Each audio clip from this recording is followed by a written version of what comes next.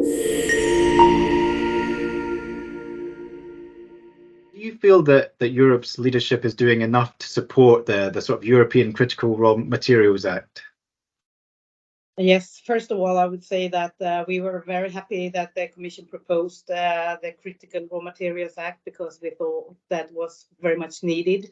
And I'm also happy to say that we had a quite speedy process in the Parliament, which also was a signal, I think, that from the political side, we do think that this is important, and we can see the reasons why.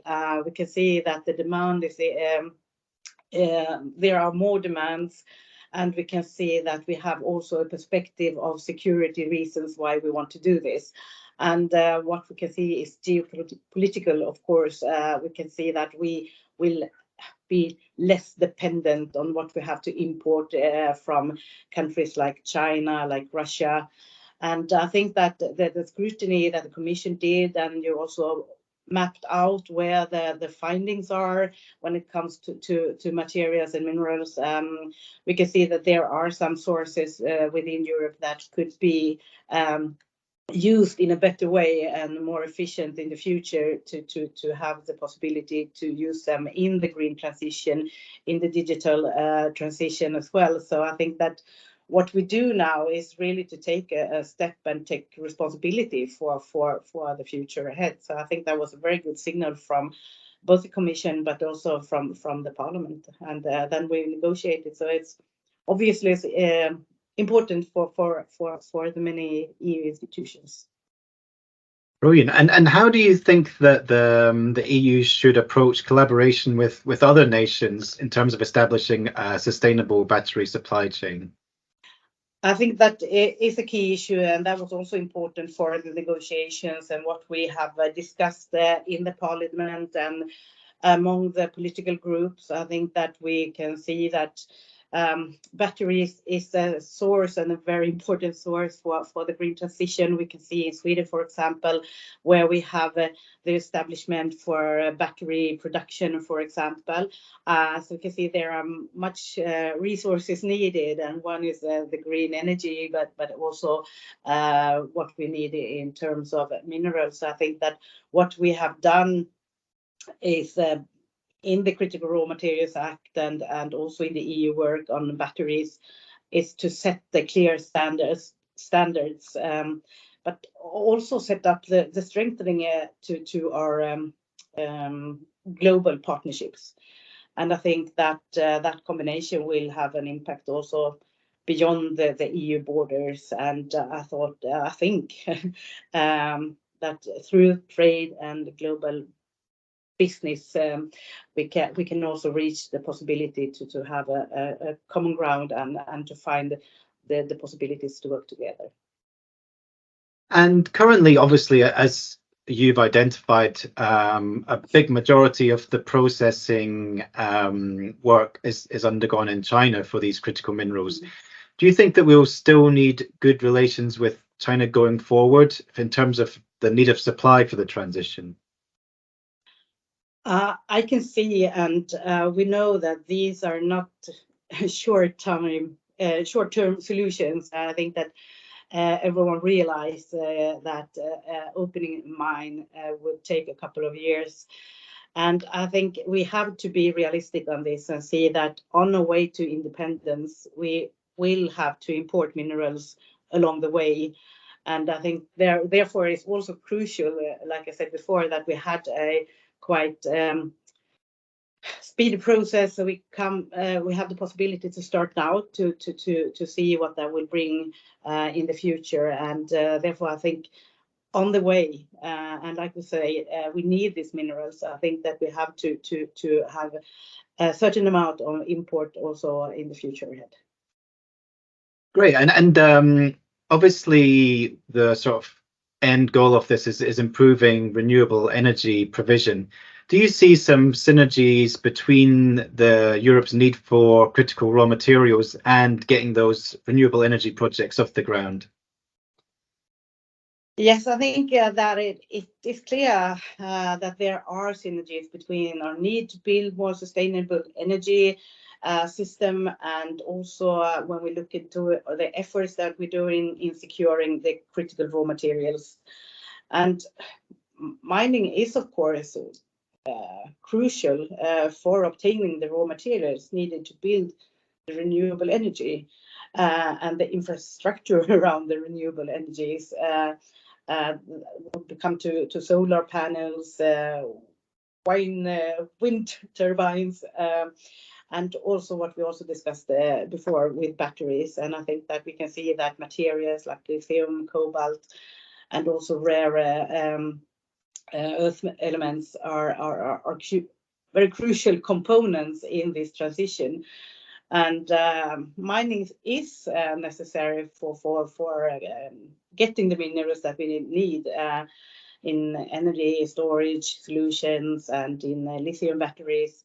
And I think that these batteries store excess renewable energy generated by sources like solar and wind that will have the secure the possibility and the reliability of the supply of clean energy. So I think this way it is a clear signal that there are synergies in terms of meeting our future demand and also the demand that we have today.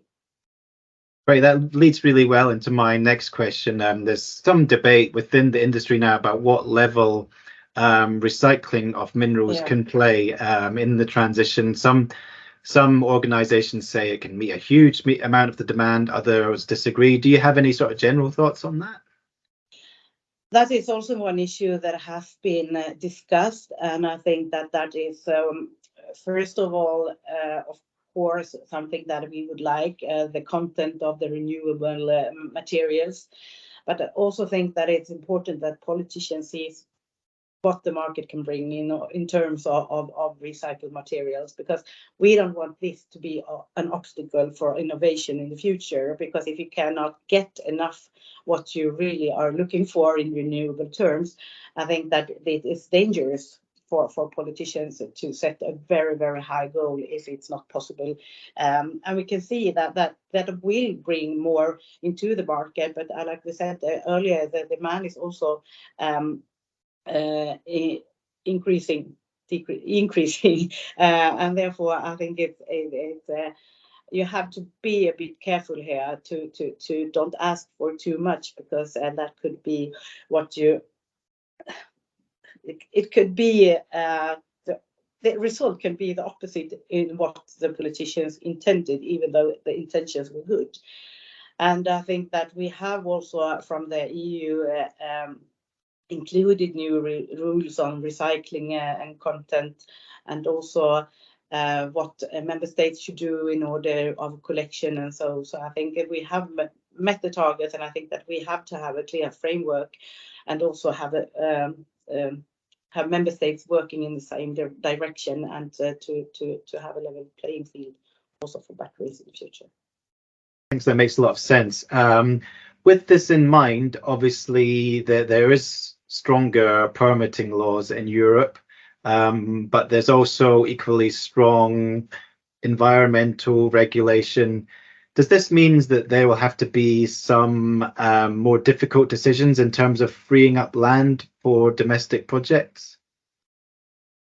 I think that what we can see and what we also have discussed, and what we need to have in the short term and in long term is more mines. And I think it's fair to say that you have to be clear about the whole process, that we do know that if we need the green, we want the green transition, we also need the minerals, and minerals come from the mines. So I think it's important to realize that, and to also be vocal to have the courage to say that that is what is needed to have the possibilities to have the green transition in place. But we also need a clear sustainability criteria, I think. And I think that we have to accept that sometimes there will be trade-offs to make different interests. And it's also what we have said in this legislation, that everyone has the right to be heard. But in the end, I think that we also find we have to realize that there will be many interest in a process like this. But I think that I feel confident now that we have clear rules that consider environmental effects, and we have also ensured that, for example, indigenous people and affected communities around the mines will have their voices heard in the process. And I think that is very clear in the text in the legislation. So I think we have safeguarded that. Great answer. And talking about mining in domestic areas and making most of resources, obviously Norway has made waves, if you forgive the pun, with its approval of deep sea mining. Yes. Do you have any thoughts in terms of that practice, in terms of meeting the critical minerals shortfall? That has also just recently been discussed within the European Parliament, and I think that I have some serious concerns over the impacts of the deep sea mining and what are the effects on the ecosystems. But I welcome more scientific data on this, and I think that until we have a very clear view over the effects and the impact on the environment, I think it's good to await the results and to see the sensibility of this issue, and therefore I think we really want to be on the safe side before we make decisions. Absolutely, great answer. Thanks a lot for your time today, Jessica, and your great insights. Thank you. Have a nice day.